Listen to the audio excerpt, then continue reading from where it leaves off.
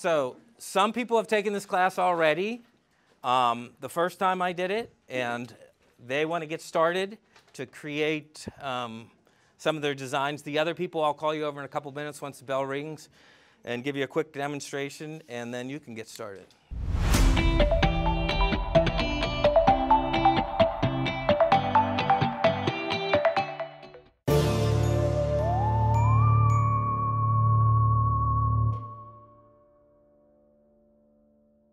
So in Art 2, we do a whole unit on special effects, and we talk about scar making, and we do some things.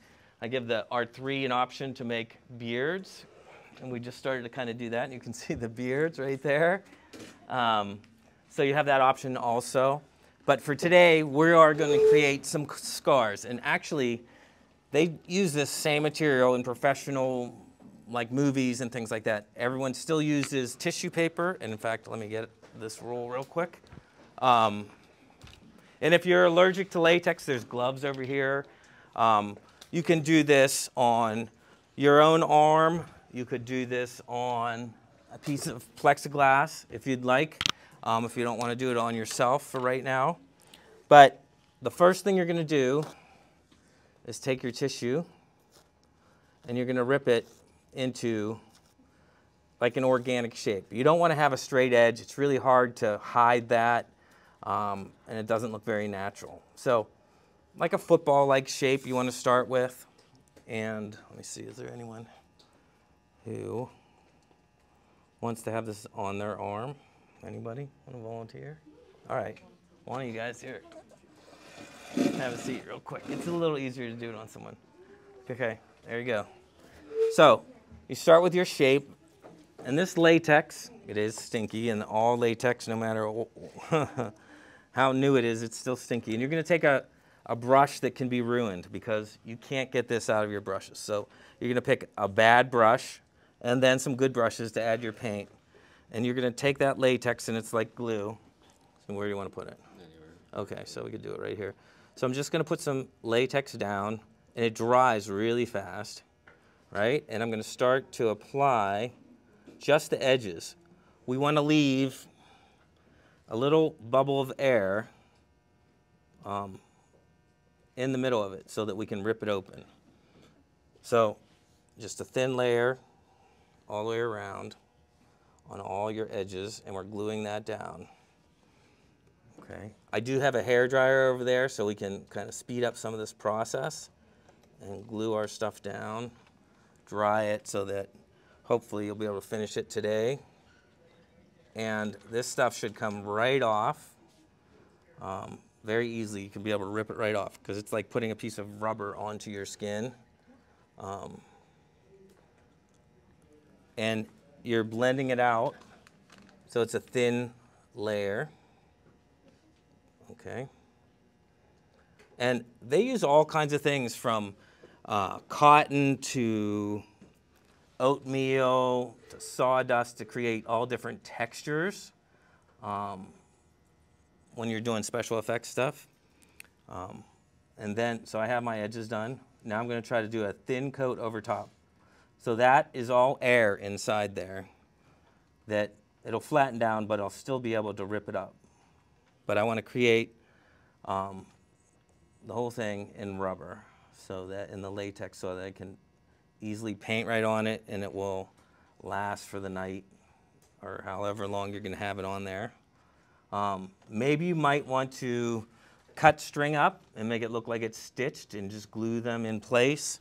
So you have those options too. So I'm putting this coating over the top, right? I'm going to let it dry for a couple seconds, but this one I could put it under the hair dryer, but I'm just going to rip it open, right? And when you're painting your scars, you also want to think about, you want contrast. If the whole thing is all red or all black, it's not going to show up all these interesting little effects and details. So you want to go light and dark, you know, kind of like this scar. dark in the middle, lighter on the outsides. If you can't blend into your skin tone, that's okay too. It could look like it's bruised or burnt. You can tap it and pat it as you go out from there. But there's my bad brush. I'm going to set that down. And then I'm going to carefully take this needle tool and kind of curve it up. And I want to keep it three-dimensional, so you don't want it to be too flat. You're peeling it up and wrapping it over.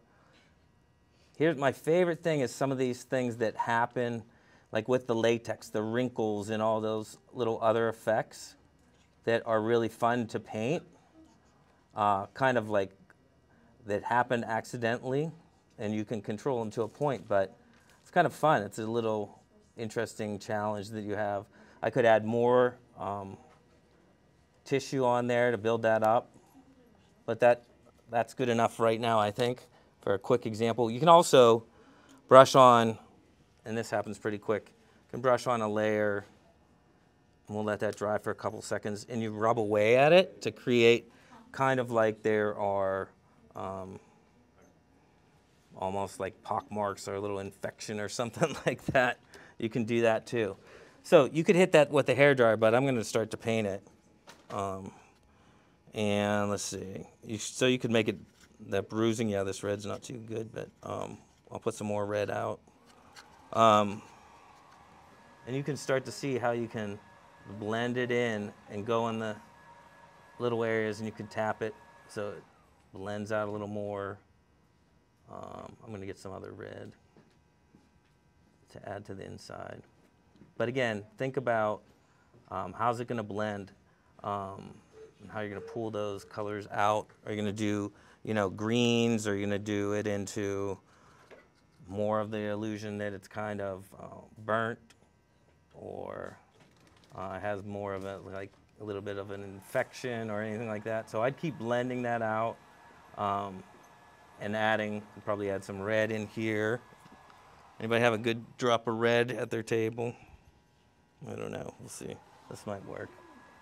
But the more you do it, so then I'd start highlighting these like areas where the latex actually created those little spots. And you can see how fun that's starting to look.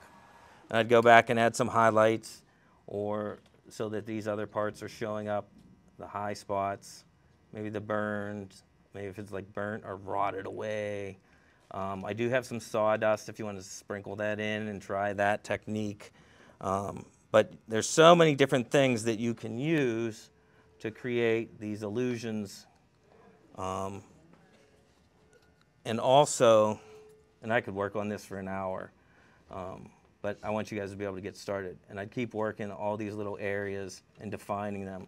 This part, like I was saying, you can just take your fingers and run it across it, and you can see all those neat kind of things that happen in there. You can paint in those little grooves and outside to create kind of a different texture on there, right? And I'd keep working this so that it would start to blend in better. You could work on this, or you can do your own. One more thing is there's a way that you can make, and we're doing this in art too also. We're creating a sculpture, and then we're making a cast of it so that we have the negative, and then we're pouring the positive, so you can have reusable multiples of like a texture or a prosthetic that you could add quickly to something, right? So this whole thing, I could make this look like it's bruised. I could do all different things, but I want everyone to get started. So here's what you're going to do. You're going to get a piece of tissue paper and peel it, so you just have one layer, rip it into kind of an organic shape so it doesn't have square edges on it, right? And then you're going to put down your latex, glue those edges down, feather it out, and leave that air bubble inside, let it dry, or go over to the hair dryer, rip it open, and start to paint it. There's paint over there. That's water-based paint. It'll come off easily. And the brushes are over there. And let's see what you guys can make. And I'll keep moving around and talking to everyone. There's palettes over there, too. You guys ready? Yeah. Let's do it. What are you waiting for here? You can go get some brushes and start to rip your shapes and get started, right? So if you need gloves, there's gloves over here. Here are brushes. There are nice brushes and brushes that have latex on them. All right. So you need some brushes. Here's a brush you can use to put the latex down. You don't want to use your good brushes for this. There you go. And then I'm going to give you guys some good brushes that you can use to paint. So you can put that on, use that for the latex, right? And then I'll give you some good brushes for putting your details on. So let's keep these ones separate.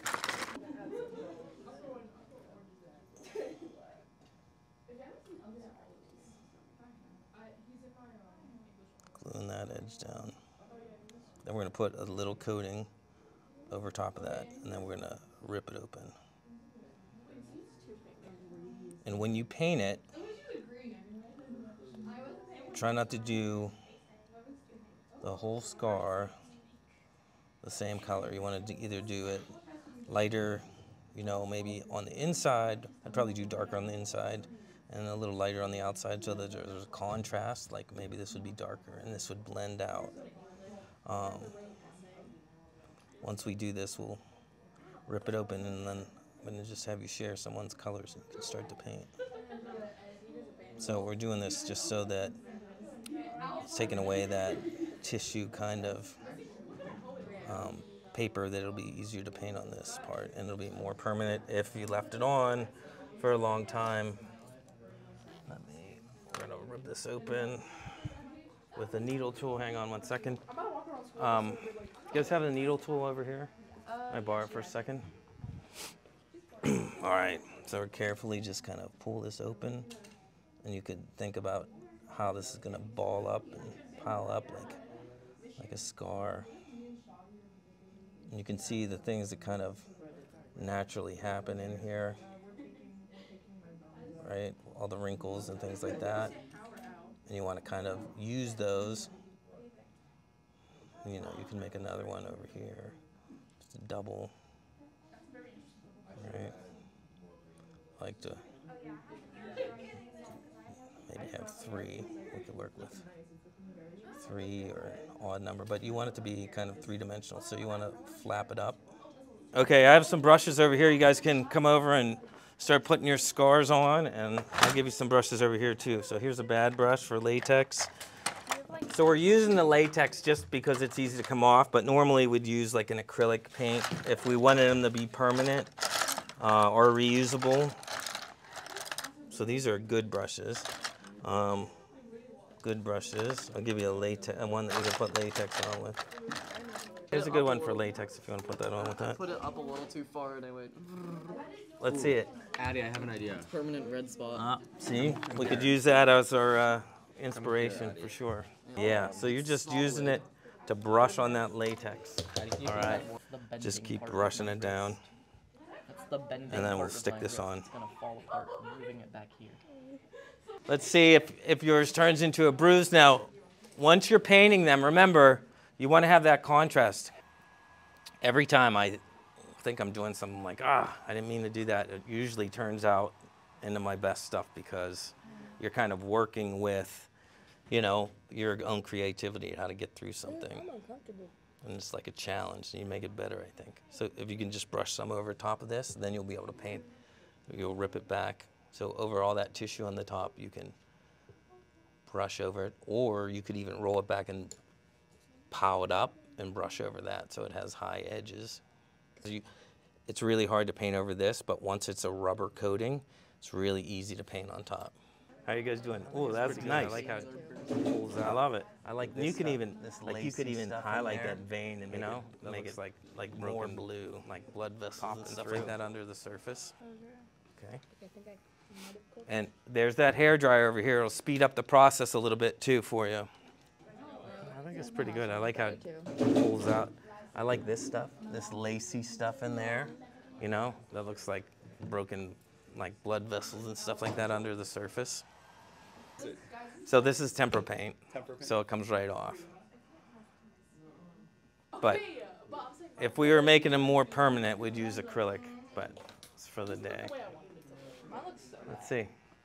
Great, we're gonna get. I think that looks great. We're gonna get calls up to the office. They'll be like, "There's a bunch of kids with really bad injuries." That's the fun of it, though.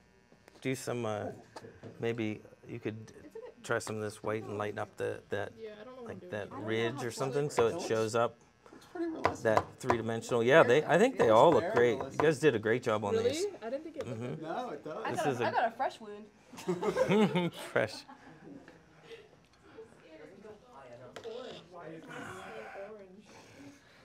Donald Trump type stuff. I need my skin to be green. It looks good. I'd put some of these, go in some of these high spots. It's tough sometimes you get like so saturated with a color and you're like, how do I get out of here? So, and it looks good, but you don't want it to all blend. Like, yeah. Adds, because like it's like Use this lavender. from getting it like all over. Hey, Addy. What do you think about this? It's nice. We have a lot of repeat customers in this class. Once you get started with it, it's so much fun. You just kind of want to keep going. Hopefully, you guys will continue to do this on your own and try new techniques. There's so many videos. Does anyone in here work at 100 Acres Manor or anything like that? One of my students got a job at Kennywood at Fright Night doing makeup for that. Really? My wife is a makeup artist, and now she works for ESPN and travels every weekend and does makeup for the host of a show called Game Day. It's on Saturdays.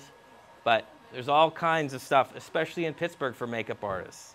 So it is actually a good job for movies and the whole industry.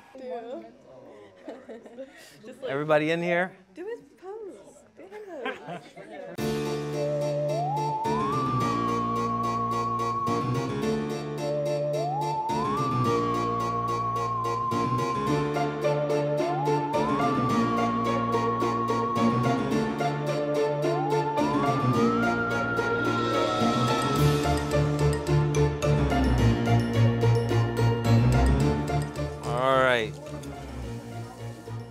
Thanks, everyone. You did a great job here.